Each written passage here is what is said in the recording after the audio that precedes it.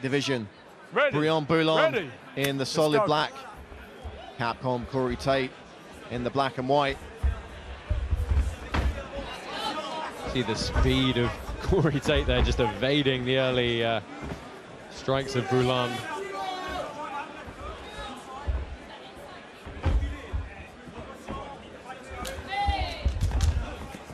Bouland coming so close to Cage Warrior's gold, and he really does feel like he has a point to prove here.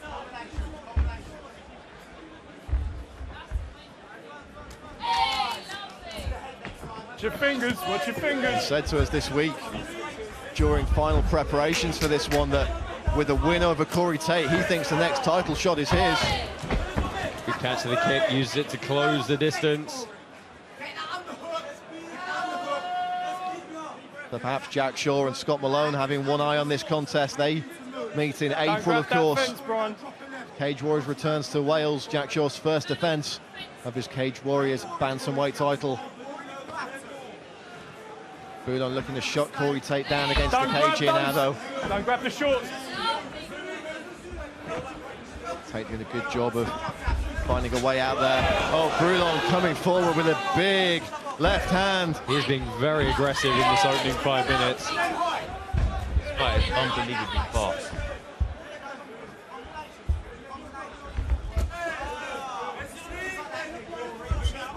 Neither of these guys getting paid by the minute here. Looking to end things as fast as they can. Tait disguises those strikes so well with his movement. Oh, Bouland's managed to connect on the hips. Good heavy single leg sprawl from Cory Tait, though. It's like Michael Jackson there from Cory Tait. Planting big elbows down to the side of the head here. Those absolutely made Bouland think again. And he's fighting that single arm grip. Bouland's doing everything he can to stay attached. Here we go again with the head pressure. You know, keep the head pressure in. Once you control the head, control the body.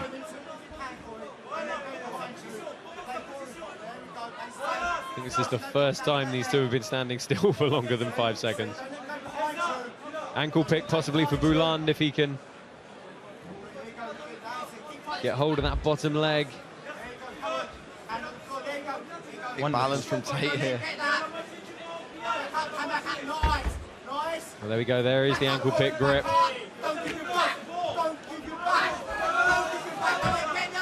Bouland looking to take the back here.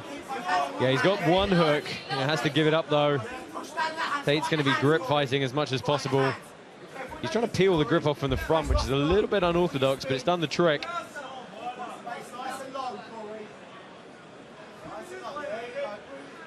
So again, Bouland gets that single hook in, gives it up.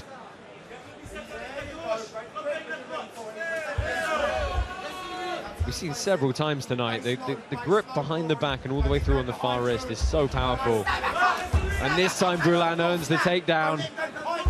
Tait does not want to give his back here. Tait just needs to turn back into him, you know? Keep turning into him. Bouland climbing up the back. He's got to get a little bit higher. But this is good pressure here. He's going to be driving his hips forward as much as possible at this point as well. Tait's been in these kind of positions before, Josh. He's fought guys who were great grapplers. He fought a great Greco-Roman guy called Nathan Beer a few years ago. Knocked him out in the 3rd round after a fairly torrid opening few frames. So don't be too surprised if we see Tait weather the storm and look to get back into this fight in the later stages. But he's perhaps never had to walk through a storm as severe as Bouland. Yeah, and I don't think Bouland's going to tire over 3 rounds as well. You know, his pace is usually pretty consistent. That's a big pickup. Good mat return from the Belgian.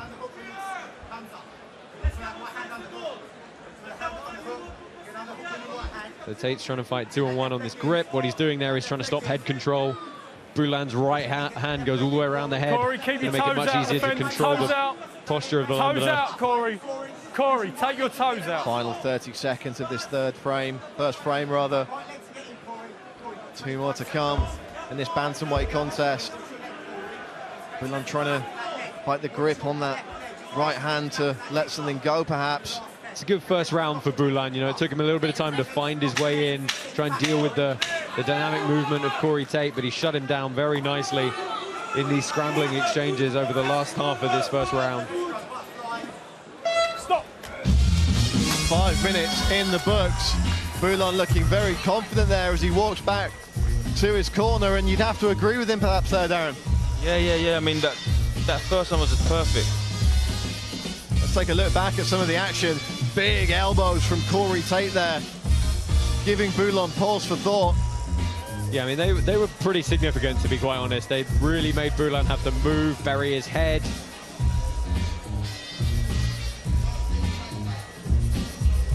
And here we're going to see a big takedown, I believe. Oh no, it's nice shots underneath the armpit from Bouland as he looks to secure a grip here.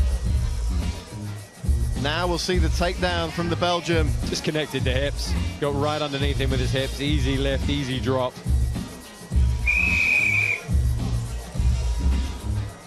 Darren, what's the advice for Cory Tait then as this second round gets underway?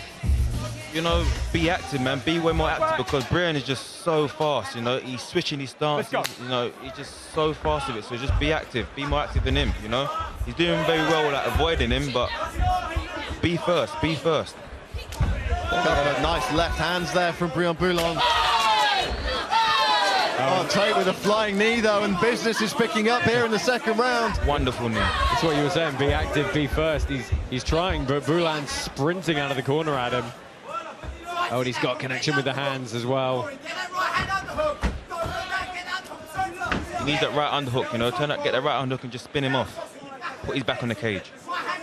The gap is there, just needs to see it. The gap is there, here we go. And it could be perhaps a little bit of an adjustment needed for Tait here. He's used to being the quicker, more sudden fighter in the cage, so he's having to readjust a little bit here to deal with Bouland's speed. Yeah, it's a good valley drop from Bouland. See, that right hook is all the way through, hooking behind the calf. He's actually going to be actively straightening his leg at this point to try and break the posture of Tait down. And now switches to a triangle. This Bruin is just like a human backpack, honestly. Don't hold the fence, Cory. Yeah, he's gluing to him. He knows he can't give him any space, and it's just making him be so much more active in staying attached. And that was a good takedown, a bit more of a face plant for Cory Tait there. One hook, can't see if the left's in though. Looks like it's not quite. Cory Tait's got to block that second hook, although you can do a lot of damage with a single hook back position. Yeah, you know, a single hook is good enough, and just keep punching to the rest of the stock. Stay away from the back of his head. Bouland looking to let those hands go. Not going to be fight-ending shots from this position, you would think.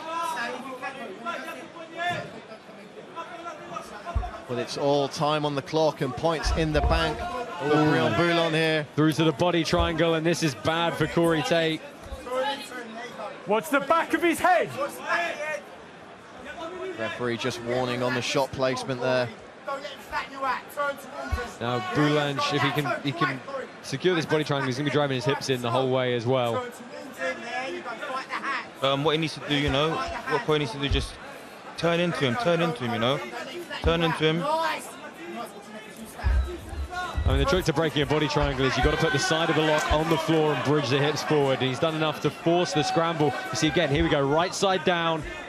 Hook the leg, force the hips forward. You've got to change the body triangle at that point because it's a lot of pressure. Hips in there, you know, you could actually tap him from there. You know, I've seen it done many, many times. Darren, doubly frustrating to be in this position as well, because you're not just controlling the movement of the body with that body triangle, but you're controlling the breathing to an extent as well. Yeah, and once you control the breathing, it's game over, you know. But, I mean, to be fair, to viewers, it looks like a bad thing, but Cory's doing very well still. You know, he's staying calm. You know, some guys will burst out and give the opposition something to get, but he's doing very calm. Bouland switching the body triangle when he needs to be. See again, Tait putting it on the right side, blocking the hip, trying to drive forward, doing a good job in trying to deal with that body triangle. But depending on the angle it's cutting across the abdomen, it's either a lot of pressure on the stomach, or worse if they just get to the side on the floating rib. Bouland looking to get a grip of the neck here, perhaps. Tait forced to defend the left arm of Bouland. He's looking to trap an arm here. Tait just needs to get up, you know, like posture out of the body and control both arms. No toes in that When nothing's cage, being Brian. active, the referee just standing back up. So again, going back to the body triangle there. Keep your fingers out of the glove, They're Cory. looking to perhaps get Tait underneath him to flatten him out there, but Tait fighting the position well. Yeah, he did sprawl his hips to try and break the lock again. Bouland has to switch. But it's, you know, it's tough. You've got to think about what's going on with the grips up top. You've got to think about what's going on with the leg grips. What Bouland's not able to do here, you see, is trap an arm. And what he's got to do is he's got to use one of those cross wrist grips, and he's got to drive his arm straight and down. And that allows you to come over the top and trap the arm. You see how Tait's arm is bent and he's trying to force it from an odd angle. Most people don't have the hip dexterity to bring that right leg over the top and trap the arm that way. There we go. Turn into him. Explosive movement from Cory Tait there. Step back, Cory. Let him back up. Let him back up. Bouland's beckoning him down. Cory. 30 seconds in the round. Nice Use kick your position. to the thigh there from Tait. You've got to think he's not about to engage Bouland on the mat here. Not wanting to let him up yet either. Final 10 seconds of the round. I mean, it's questionable if he could do anything of value to win this round back. He almost might as well conserve some energy. Okay, up. Shades of Antonio Inoki against Muhammad Ali there with the kick from butt scoop position. And another big round in the bank for Brian Bouland, it has to be said. Yeah, huge round, just controlled throughout. You know, once he gets this onto the ground and he attaches to Cory Tait, he's just faster to the positions. You know, he's just better in the scrambles. I think Cory Tait, you know, for his next round, needs to be first, you know, hold it center of the cage and just be first. Well, we saw how fast he was able to come out in that second round. They've got to be looking for a similarly explosive start from Cory Tait. We've talked about the fact that he's had big finishes in the third round before. He's perhaps going to need one here tonight. Yeah, I mean, tell me if you disagree with me, but I honestly think he's 2 rounds down at this point. And his corner have got to be saying you need a finish, you've got to go out, really press forward, and just, you know, throw caution to the wind. Brian Bouland already staring into the eyes of Tait, ready to sprint across the cage. Bouland coming after this in the third round. Cory Tait standing defiant. Final 5 minutes between these two bantamweight contenders. Here we go, and there we go now. Tait being nice active on the feet, pushing it back up to the cage. Perfect. He's just got to... Oh, the left hand landed, and I'm not sure if Brian Bouland is perhaps a little bit staggered there. Oh, that second left found its way through. Seems to have his wits back about him, but something connected there. I believe it was a left hook from Tait, and it gave Brian Bouland, if nothing else, pause for thought. Yeah, Cory Tait's got to be careful not to overcommit and make the takedown a little bit easier for Bouland. He's doing very well, you know, avoiding that takedown. He just needs to not, you know, don't get carried away, you know. Oh! They couldn't tell where that knee landed, whether Bouland ate it low or not, but... Well, we're going to have to see if we can maybe take a look at that later on in proceedings, but for now, Brian Bouland is in a bit of a defensive capacity here, looking for this takedown. Well, no, I mean, if he can submarine through here, there we go. He's got to stay connected, and that is tough on a single leg on the third round of a very fast-paced, sweaty fight. See, Brian is dropping his head quite a few times now, so I reckon Tait will look for that kick to the head. Yeah, it's very interesting the way he was trying to find his way in without really throwing punches and then kind of not entering on the hips. It's very strange.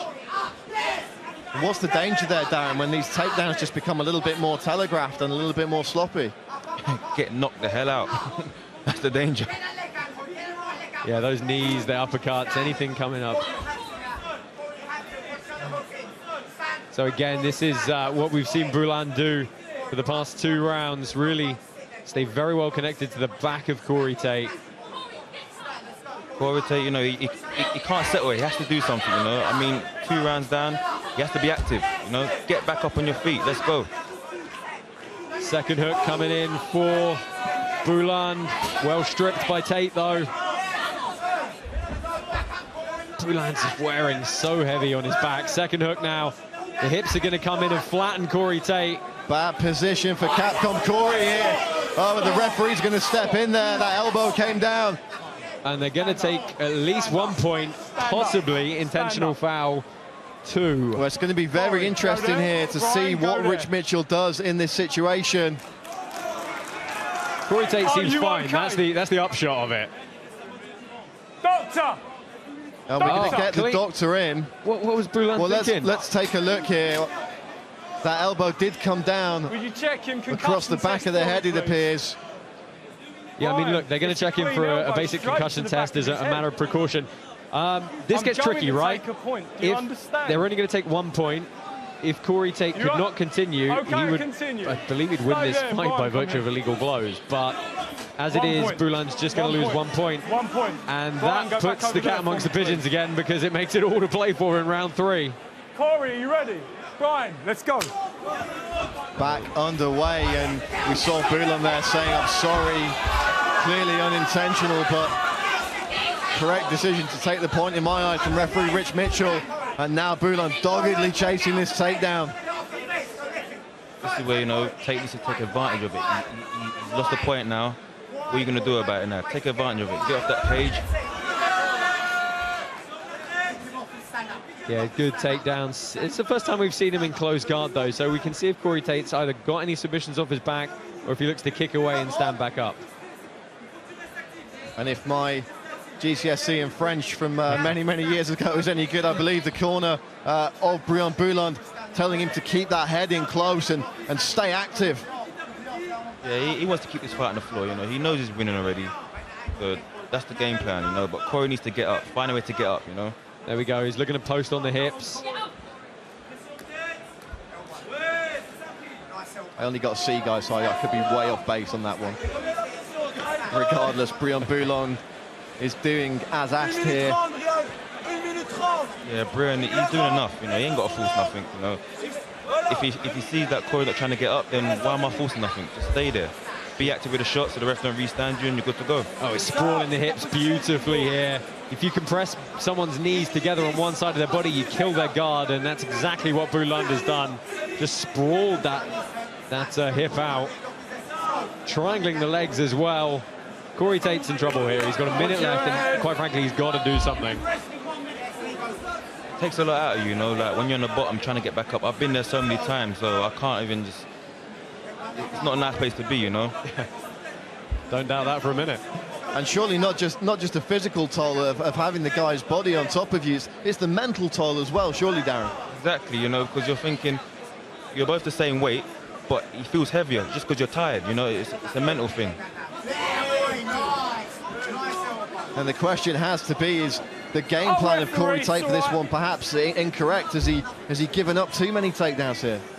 I mean, it's not that his game plan's necessarily wrong. It's that Bouland's just been so good at coming forward with persistence and making those connections. You know, you can have the best will in the world to implement your own game plan, but, you know, the other guys might just be better. I mean, Brian was being smart. He knew what Cory's like, so he said, okay, you know what, I'm going to be first tonight, you know, and that's what he did. Yeah, he had the intention to connect before Cory Tait could do anything. Final seconds of the round. This one is in the books. Brian Bouland raises his hands to the sky, as well he might. A valiant effort, it had to be said, from Cory Tait. You know, he was still fighting the positions and technically doing everything right. But Josh, as you quite rightly say, you know, sometimes the other guy's just the better man on the night. And I think that's perhaps what we saw in many stages of this fight from Brian Bouland. He was just a little bit quicker to the punch and a little bit better with the takedowns and the ground control. Yeah, and just persistent generally. His sequences were just good, you know, timing was excellent. He had the correct answer for everything he wanted to do to get to where he needed to be. You know, he lost a point for that silly elbow to the back of the head. I still think he took all 3 rounds on the scorecards here, so we're probably going to see a 29-28 at least, you know, going the way of the Belgian. You know, you always got to keep your opponent thinking, you know, and that's what he did from the first round, you know. He was switching stances, being active from the get-go. Keep your opponent thinking. The judges tallying their scorecards at cage side here. We have our prelim main event yet to come.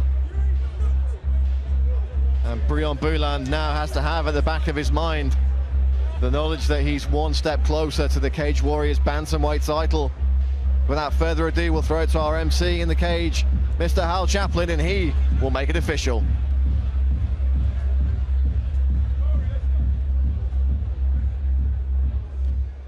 Ladies and gentlemen, after 3 rounds of mixed martial arts action, we go to the judges' scorecards. Your judges have scored this bout 29-27, 29-27, and 28-28 in favor of your winner by way of majority decision in the blue corner, Bouland. Well, another majority decision there, guys. So Bouland still just one scorecard away from not getting the victory there. Nonetheless, he does earn the decision on the majority of the scorecards, and he does move one step closer to the Cage Warriors bantamweight title.